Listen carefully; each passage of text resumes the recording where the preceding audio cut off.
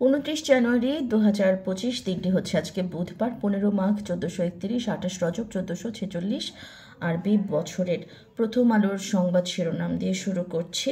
বরাবরের মতো জিম্মি করে দাবি আদায়ের চেষ্টা।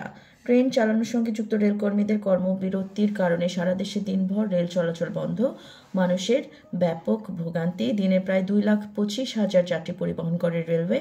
স্টেশনে গিয়ে যাত্রীরা জানতে পারেন ট্রেন চলবে না। রাজশাহী স্টেশনে বিক্ষুব্ধ যাত্রীদের ভাঙচুর। বাড়তি ভ্যাটের কারণে দাম বাড়ছে বিভিন্ন পণ্যের। শতাধিক পণ্যের ভ্যাট ও সম্পূরক শুল্ক বাড়িয়ে কমানো হয়েছিল 8টিতে। বাজারে দাম বাড়তে শুরু করেছে।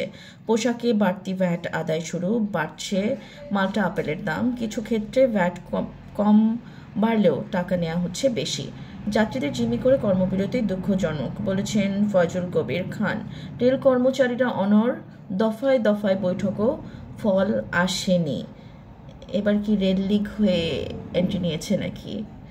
ওকে, স্বাধীনতা খর্বের সংখ্যায় কথা। এবার ইউকে জানালেন ইএসই।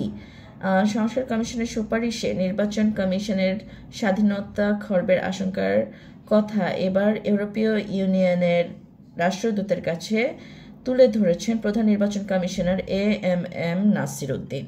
ঢাকার 7 কলেজে ভর্তি নিয়ে জটিলতা, শিক্ষা উপদেষ্টা বলেছেন তার সঙ্গে আলোচনা করে ঢাকা বিশ্ববিদ্যালয় ভর্তি বন্ধের ঘোষণা দেয়নি।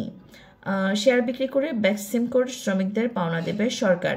লে অফ 13 কোম্পানির শ্রমিকদের বকেয়া 500 থেকে 550 কোটি টাকা শোধ করা হবে। বেক্সিমকো গ্রুপ ঋণ নিয়েছে 40,000 কোটি টাকার বেশি। দ্বিরাষ্ট্রীয় সমাধান নিয়ে আলোচনার কথা বললেন ট্রাম্প। ফিলিস্তিনের গাজা থেকে বাসিন্দাদের সরিয়ে নেওয়ার আহ্বান জানানোর পর এবার কিছুটা ভিন্ন সুরে কথা বললেন যুক্তরাষ্ট্রের প্রেসিডেন্ট ডোনাল্ড ট্রাম্প। ফিলিস্তিন সংকটে ইতি টানার জন্য দ্বিরাষ্ট্রীয় সমাধানের আলোচনায় আগ্রহ দেখিয়েছেন তিনি। ট্রাম্প বলেছেন শিগগিরই ইসরায়েলের প্রধানমন্ত্রী বেনিয়ামিন নেতানিয়াহুর সঙ্গে দ্বিরাষ্ট্রীয় সমাধান নিয়ে আলোচনা করবেন তিনি। প্রথম আলো সংবাদ শিরোনামগুলো ছিল এগুলোই। আর সমকাল তারা সংবাদ করেছে গুরুত্বপূর্ণ সরকারি কাজ আটকে যাচ্ছে আমলাতন্ত্রে। উপদেষ্টা ও আমলার মধ্যে সমন্বয়ের ঘাটতি। জাতীয় নির্বাচনের সম্ভাব্য সময় জানার পর আরও কৌশলী আমলারা প্রধান উপদেষ্টার কার্যালয় ও বজ্রঘট। জনপ্রশাসন মন্ত্রণালয় অকুল পাথারে। ট্রেন বন্ধে দেশ জুড়ে দুর্ভোগ, এটা নিয়ে নিউজ করেছে সমকাল। ছাত্র শিবিরের প্রকাশনায় মুক্তিযুদ্ধ নিয়ে কটাক্ষ। মুক্তিযুদ্ধের বিরুদ্ধে গেলে পরাজিত হতে বাধ্য বললেন মাহফুজ আলম। লেখকের ব্যক্তিগত মতামত বলছে শিবির, গবেষণা করে লিখেছি, দাবি লেখকের। কেন্দ্রীয় ব্যাংকের লকার তল্লাশি চায় দুদক। সর্বোচ্চ নিরাপদ ভল্ট কক্ষে শতাধিক কর্মকর্তা কর্মচারীর বিশেষ লকার। ব্যক্তিগত লকারে দুদকের নজরদারি বৃদ্ধি।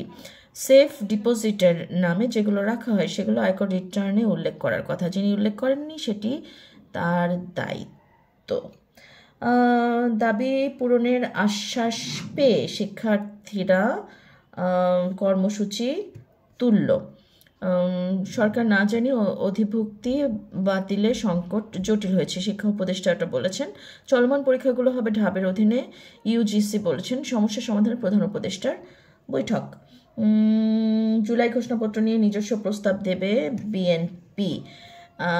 জুলাইয়ের গণ অভ্যুত্থানের ঘোষণাপত্র নিয়ে দলীয় অবস্থান শিগগিরই তুলে ধরবে বিএনপি। এই লক্ষ্যে কাজ শুরু করছে দলটি। ওকে, সমকালের সংবাদ শিরোনামগুলো এগুলোই ছিল। এখন বিবিসি নিউজ বাংলায় দেখি তারা কি করেছে। কলকাতা মিশনের কনসুলার অ্যাটাশে লাপাত্তা।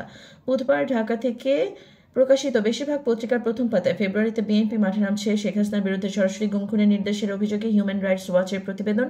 বেক্সিমকোর বন্ধক রাখা 2 কোম্পানির শেয়ার বিক্রি করে শ্রমিকদের বকেয়া পরিশোধ সহ নানা খবর গুরুত্ব পেয়েছে।